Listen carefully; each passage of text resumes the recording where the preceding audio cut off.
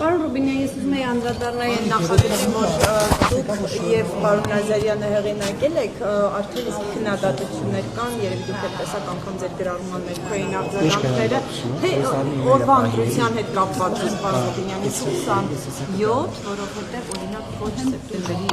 27, այլ հոկտեմբերի 23 հունվարի 27։ Շատ բաց պատճառով նախ որն է գաղափարը։ Գաղափարը հետևյալն է, որ ունենանք հատուկ օր, երբ որ կհիշատակենք բոլոր ժամանակների ռազմական գործողությունների ընթացքում զոհված անձանց եւ կխոնարհվենք հանուն հայրենիքի զոհված զինվորների առաջ։ Այդպիսի օր մեկ կոնկրետ օր մենք չունենք մեր տոնացույցի մեջ, տոների եւ հիշատակի եւ տոների օրացույցի մեջ չկա այդպիսի օր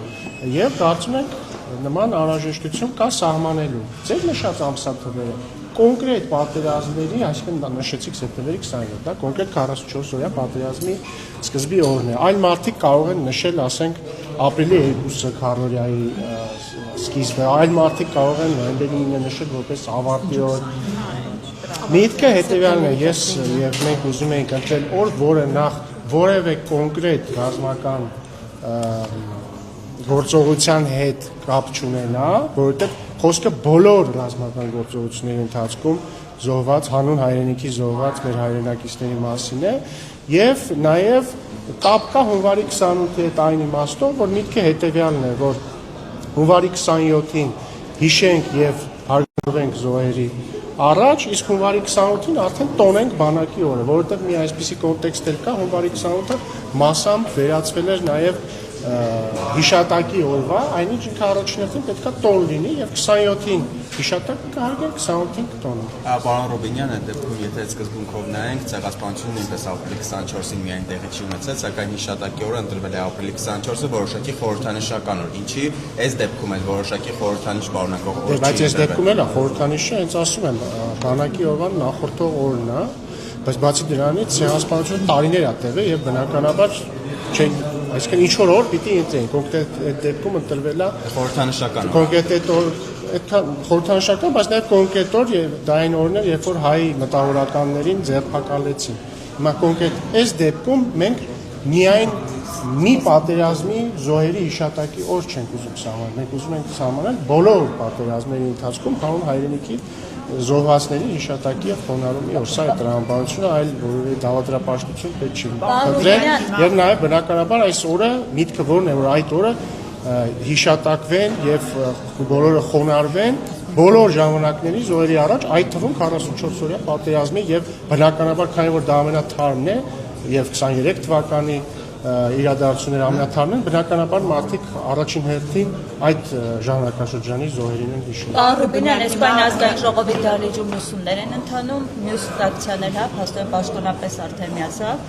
դրսում կան հավաքված մարդիկ ու բոլորի պահանջը նույնն է, ասում են Նիկոլ Փաշինյանին պետք է ամսկայություն հայտնել, հեռանա, ձևավորելու ժամանակավոր կառավարություն։ Ես հակընդեմ առաջարկում եմ, որպեսզի Սերժ Սարգսյանն ու Ռոբերտ Քոչարյանը հայտարարեն, որ դուրս են գալիս քաղաքականությունից, որպես երկար տարիների Հայաստանը կեղեքած կոռուպցիոն համակարգի հիմնադիրներ եւ ղեկավարներ եւ նաեւ ընտրակեղծարներ, առաջարկում եմ, որ հայ հեղափոխական դաշնակցությունը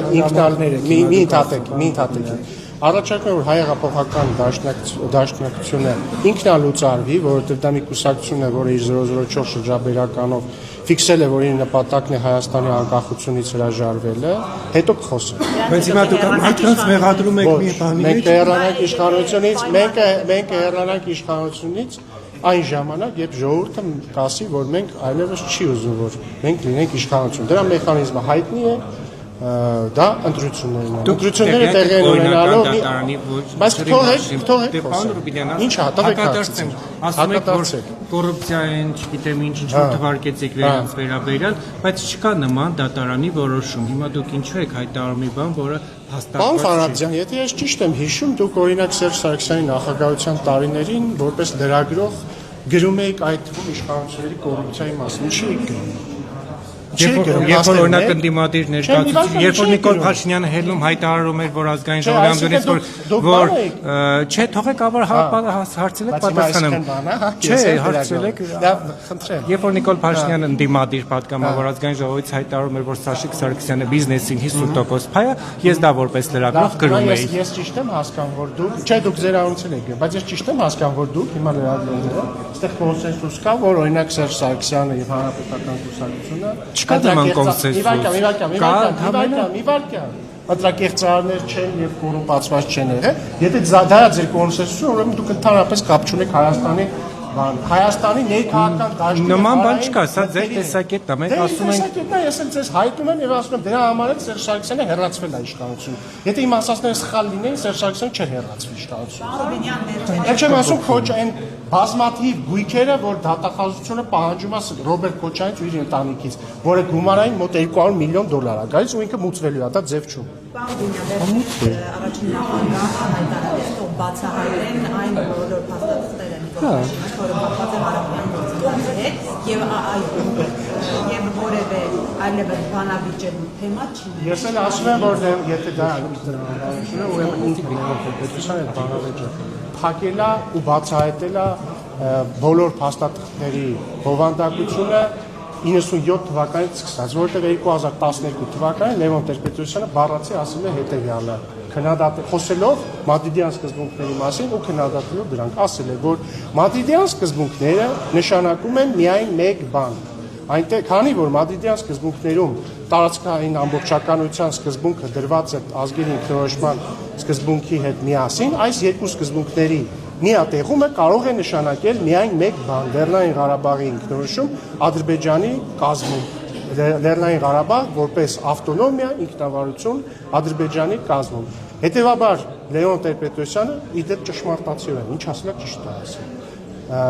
Դեռևս 2012 թվականին ֆիքսել է, որ Մադրիդյան սկզբունքները, իսկ հիշեցնում եմ, Մադրիդյան սկզբունքների ընդունումից հետո բոլոր բանակցային փաստաթղթերը հիմնված են եղել Մադրիդյան սկզբունքների հիման վրա, ենթադրել են Լեռնային Ղարաբաղ Ադրբեջանի կազմում, իդեպ բանավեճի ամբողջ թեման ինչից էր բացվել, որ Նիկոլ Փաշինյանը պնդել էր, որ 1994 թվականից սկսած ամբողջ բանակցային գործընթացը եղել է Լեռնային Ղարաբաղը Ադրբեջանի կազմ ընդգրկելու մասին, ինչն էլ պահանջում էր Պարոն ապացույց։ Ռուբինյան, ինչու արտաքին գործերի նախարարությունը պաշտոնապես չի հրապարակում 2019 թվականին ստացված Այ քիչ առաջ էլ լրացրեք ձեր հարցը, Իշխան Սաղաթելյանն էլ նման պահանջել։ Ինչու չի Իշխան Սաղաթելյան կապ չի։ Ինչի՞ չի։ Չէ, կապ ունի, որտեղ Իշխան Սաղաթելյանն ու Լևոն Տեր-Պետրոսյանը շատ նման են միմյանց ամեն ինչով, հատկապես ինտելեկտուալ մակարդակով, բայց տեսեք, նախ հայտարարվել է, որ որևէ քաղաքական կաշվանքանվածություն չկա զուտ բանի հետ կապված, այսինքն այդ փաստաթղթերը միայն Հայաստանի փաստաթղթերը չեն եւ որոշակի Միշտի խումբը լուծարվել է։ Միշտի խումբը նախ չի լուծարվել, Միշտի խումբը դեռ պիտի լուծարվի։ Երկրորդը, դրանք փաստաթղթեր են, որոնք բանակցվել են Հայաստանի եւ Ադրբեջանի միջեւ եւ եթե ես չեմ սխալվում, վարչապետը ժամանակին նշել է, որ հանձնարարել է արտգործնախարարությանը նախ իմի բերել փաստաթղթերը եւ գնահատել պատերությունը դրանք հրապարակելու, բայց իրականում 2019 թվականի փաստաթղթերի վերաբերյալ այսինքն այդտեղ գաղտնիք էլ չկա։